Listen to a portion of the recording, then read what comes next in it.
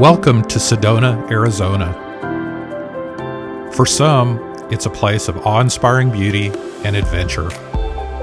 For others, it's an environment that encourages spiritual awakening and renewal. For us, it was plenty of both.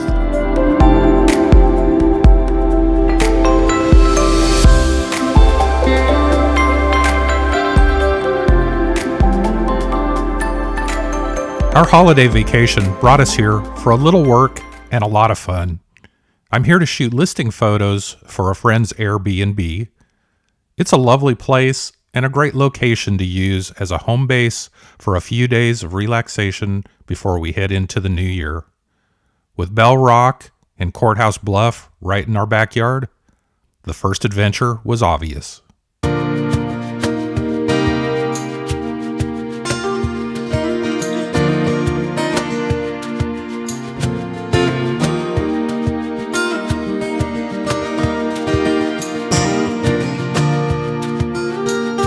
If there's an official activity for the town of Sedona, it's hiking. With over 400 miles of trails ranging from easy to scary, and breathtaking scenery in all directions, Sedona is a true hiker's paradise. We figured Bell Rock would be a quick, enjoyable walk, and we really didn't plan on spending the entire day there. But we quickly discovered it was going to take some time to take in all these incredible views.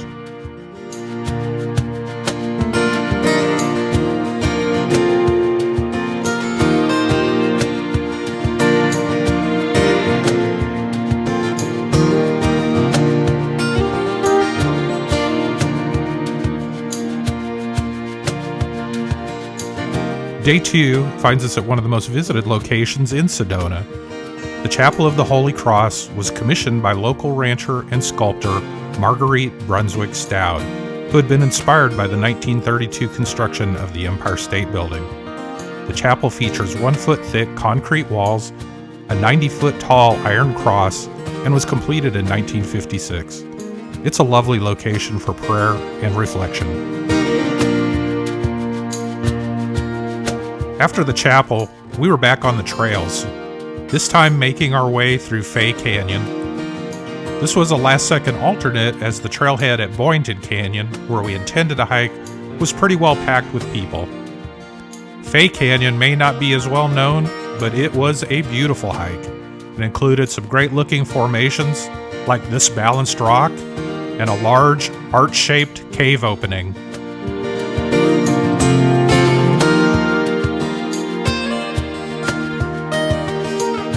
We call it trail magic when unexpectedly great things happen during our travels.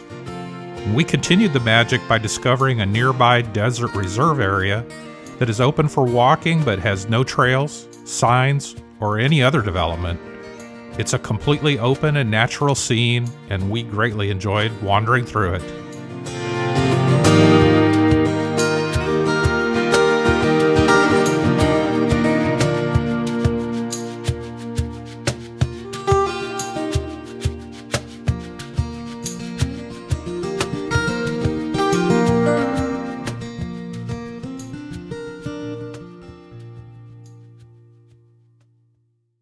The trail magic picked right up where it left off the next day. We were on the road to our scheduled activity when we came across Tuzagut National Monument. We always enjoy mixing in some educational opportunities during our travels, and seeing how people lived here 1,000 years ago was very interesting. It was also my first opportunity to try out my new Veterans Access Card, which allows me to visit national parks and recreational areas free of charge. It was very much appreciated.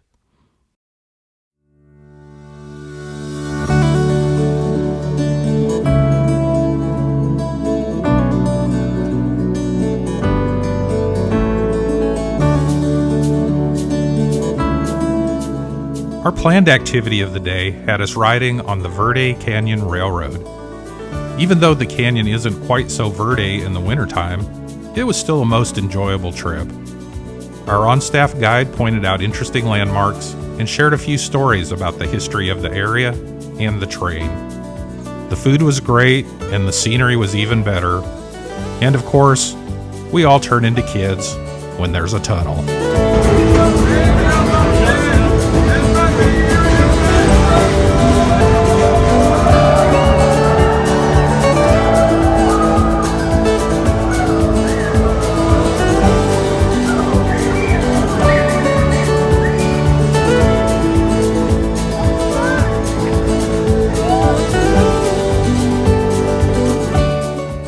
Our 4-hour journey was filled with the peacefulness of moving in slow motion through the mountains, mixed with the exhilaration of seeing all that beauty right outside our window. There's just something special about traveling by rail.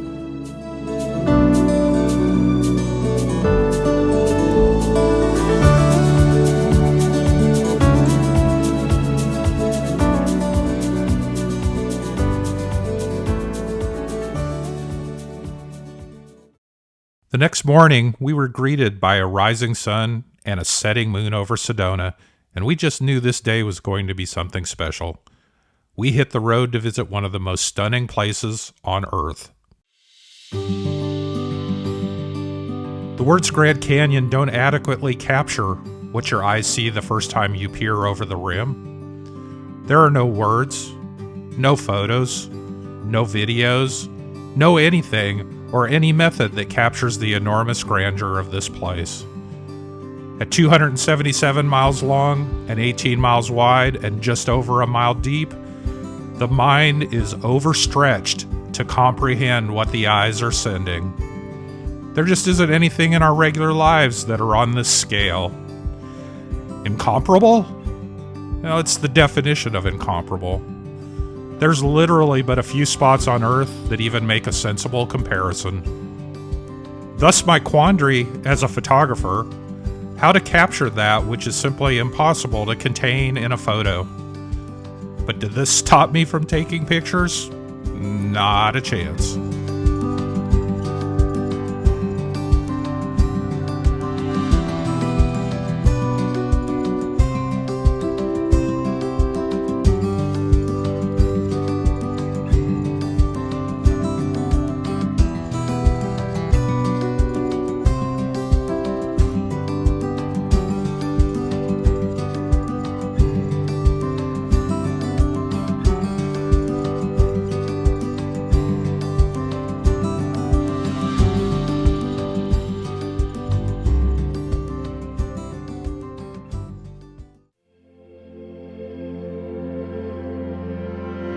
Our last full day in Sedona, and we are going big before we go home. 2 of the longest hikes and most challenging terrain we've taken on so far. We are on our way to see Devil's Kitchen and the 7 sacred pools, both of which could be easily reached from a nearby parking lot, but what fun would that be? Instead, we're taking the Cibola Pass trail route and turning it into a tough 5-miler. However, the payback is that we had this trail to ourselves most of the way and got to enjoy some gorgeous views while getting quite a workout.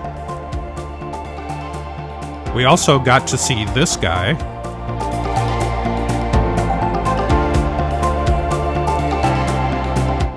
And this guy.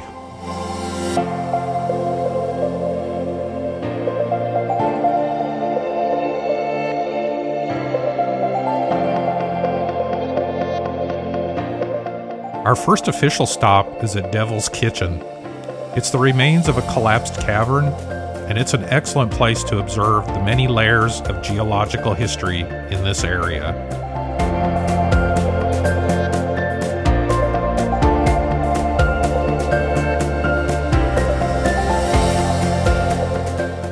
A short distance down the trail, and we were at 7 sacred pools.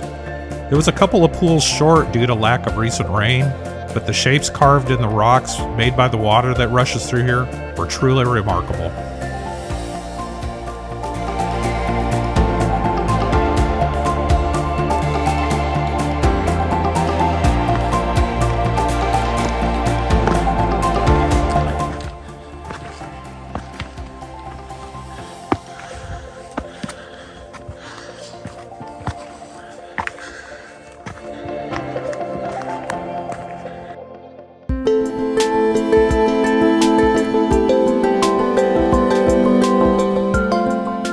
second big hike of the day was at Airport Mesa.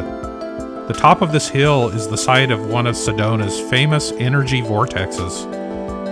We didn't personally experience the tingling or zen-like states these areas claim to induce, but it's certainly easy to understand why people across generations have found this to be a special place. Everyone on the hilltop was having a good time, and the views certainly brought us a sense of joy. So maybe did we feel the energy? Well, we'll leave that to you to decide.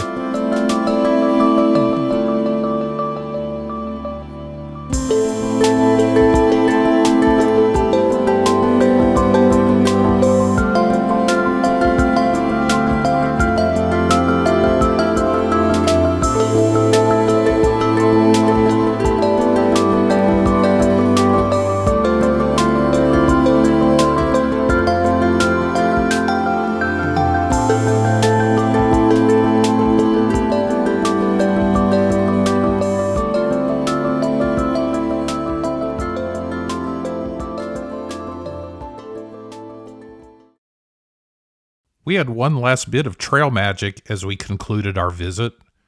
We had a little time before heading to the airport, so we paid a visit to the Anataba Stupa and Peace Park. We went just because it's a highly recommended place to visit. What we didn't know is that we would arrive just as a Buddhist smoke offering ceremony was beginning. We planned just to observe from afar, but we were invited to join in. It was certainly an interesting and most unexpected experience. Just one more example that trail magic can only happen if you're willing to get out there and find it.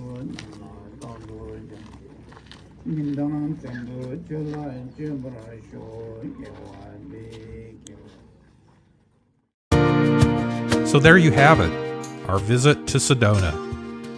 We both came away awestruck.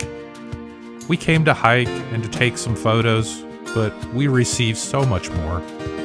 This is an exceptional place that is as much felt as it is seen. Sedona is a breathtaking mix of rock-solid terrain and airy, ethereal presence. There's really no way to describe it. You just have to see it and feel it for yourself. See you down the road.